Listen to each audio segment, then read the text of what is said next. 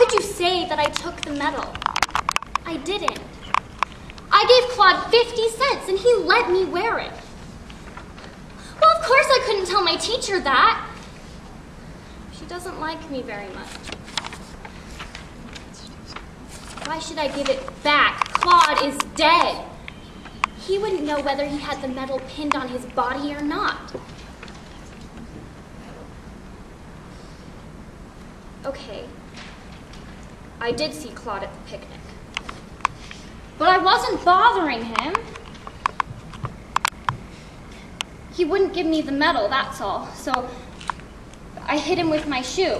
And then he still wouldn't give me the medal, so I hit him again, and then he started crying and screaming and making all kinds of noise.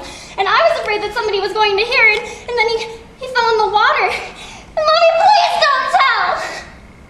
Please don't let them hurt me. Mommy, I want to play like we used to. If I give you a basket full of kisses, what will you give me? Wait!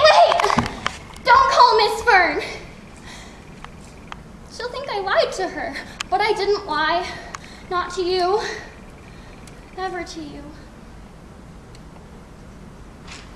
Besides, what would you tell her anyway? Thank you. Hello. Hello. One of the far-reaching habits I developed here at Miss Crane's was waiting until the desperation point to complete, or rather, start my homework.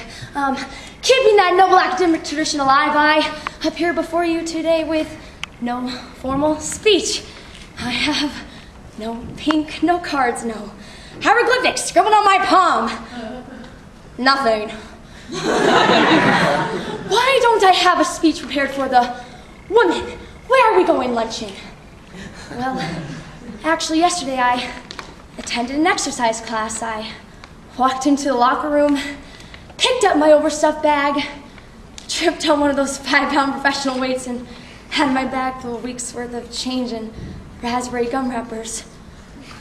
I began giggling. That's okay. Excuse me. I'm sorry. I'm sorry. I'm sorry. I don't want you to find out I'm worthless. I'm embarrassed. No, humiliated in front of every woman in that room. I'm envying women I don't even know. I'm envying women I don't even like. Yes, I see I have 1 minute left. I'm just not happy. I'm afraid I haven't been happy for some time. It's just that I feel stranded. And I thought the whole point was that we wouldn't feel stranded. I thought the whole point was that we were all in this together. Thank you. Sherry, I'm afraid this is it. You are going to lose a very excellent secretary. Out of my mind, yes. I think I am a little. But I'm a girl who's waited a long time for this to happen, and how it happens. I can't tell you how it happened, Sherry. I can only tell you that it's so. Here I am, a hard-button old cynic, reading like True Story magazine and liking it, discovering the moon and ice skating. I keep laughing to myself about it all the time. There it is. What can I do about it, Sherry? I'm in love.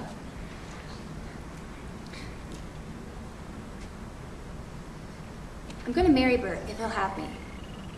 So don't you dare try any of your tricks. I'm on to every one of them. That's my message to you, Sheridan Whiteside. Cordy, you don't know what you're saying. You're not going. Cooped up in a prison like that, letting them cram their fool ideas down your throat. I don't want to send you down to that place of death. Turn you into one of those empty-headed little nobodies, all out of the same mold, smiling and curtsying and simpering. Look at all the other girls. Don't we have fun here? Why do you want to run away? Break everything up.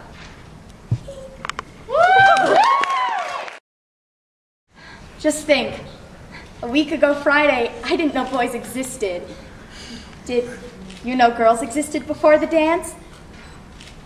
Oh, Well, do you remember what you said to me on the dance floor? Honey, you're dancing too close. Oh, no. My friend was teaching me how to dance, and I asked her, how do you know which way the boy is going to move? And she said, you have to feel with your body. And I asked her, how do you feel with your body? And she said, by pressing up close. That's why I pressed up so close. I didn't realize that...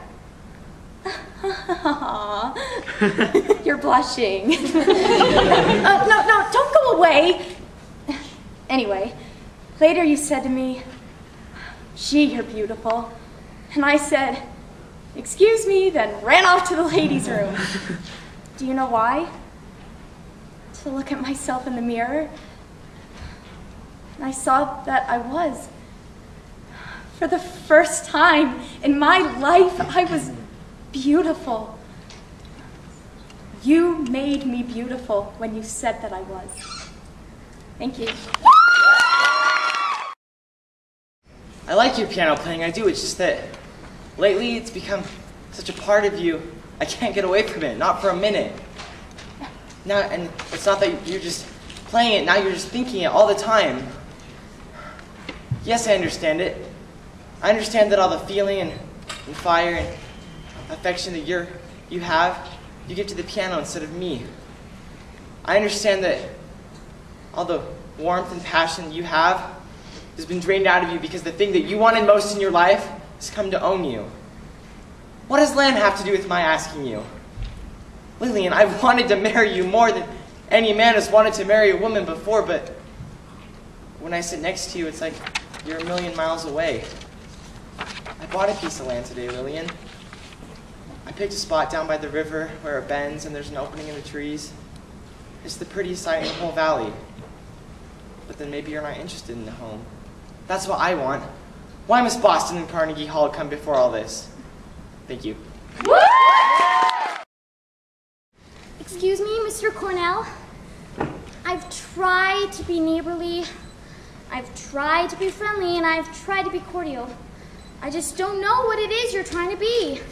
That first night, I was very appreciative that you took my suitcase up the stairs. The fact that it slipped and fell 5 flights wasn't your fault. I didn't even mind that you painted a personal message on the stairs. I thought it was crazy, sort of sweet.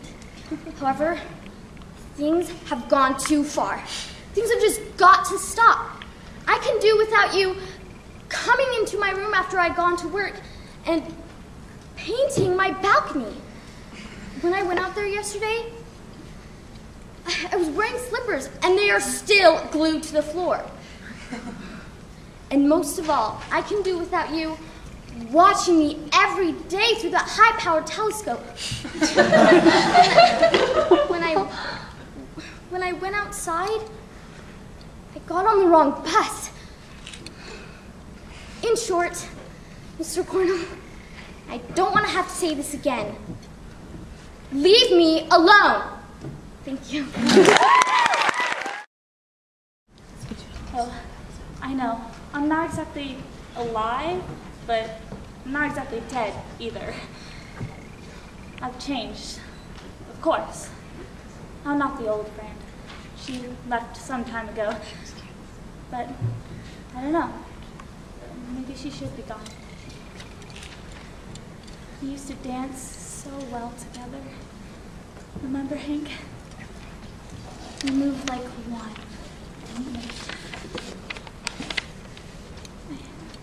I felt so wonderful being in your arms. I felt so safe. I felt so taken care of. I felt so important. But it's very different now. I'm hungry and I'm thirsty. And I want to be taken care of and loved. And sometimes I'm listening and sometimes I'm not, like always. But I'm here. We're here. Thank you. So, what about that sundae? It's just gonna sit on the counter melting if I make it for you and you don't eat it. Last time I'm asking, Arthur, yes or no? No, not later. It's too late now. I'm not asking you again. You hurt my feelings, the both of you. You tell your father to teach you better manners before I'm ever nice to you again. Look, I know you miss your mother, but that doesn't mean you can be disrespectful to me. I always liked your mother, whether she took coffee from me or not. And you can tell your father that. You hear me? I'm sick of this. Thank you. It was one of those beautiful, ideal things they tell about in Greek legends. It couldn't be anything else. It was you being you, and that is what made it so sad. That's what made it so awful. Because it was a love that couldn't be even spoken plainly about. No, Brick, I understand. I understand all about you too. And can't you tell that I'm sincere when I say that I respect it? My point, the only point I am trying to make is that life should be allowed to continue on, even if the dream of life is over. Brick, I'm going to be happy, but that's a problem I'm obviously going to have to solve myself. Thank you. Ephraim! Let me go. It's been long enough, Ephraim. Every night, for all those years, I'd lock the doors, put out the cat, make myself a little rum toddy, and then every night before I'd go to bed, I'd say a prayer to thank God that my life was independent, and that it wasn't mixed up with anybody else's. But then one night, an oak leaf fell out of my Bible. I placed it there the day that you asked me to marry you. It was a perfectly good oak leaf. But now, it was without color, and it was without life. And I realized that I was that oak leaf. For all those years, never once had I shed one tear, nor had I been filled with that wonderful hope that something or other might turn out well. And so, Ephraim, I've decided that while I still have time left, I'm going to get in step in an attempt to get some life back into my own life. And Ephraim, I want you to give me away. Thank you. But he was good to me. I mean, you don't know him like I did. He was the sweetest guy. Yeah, he razzes me all the time, but he doesn't mean it. I mean, he doesn't.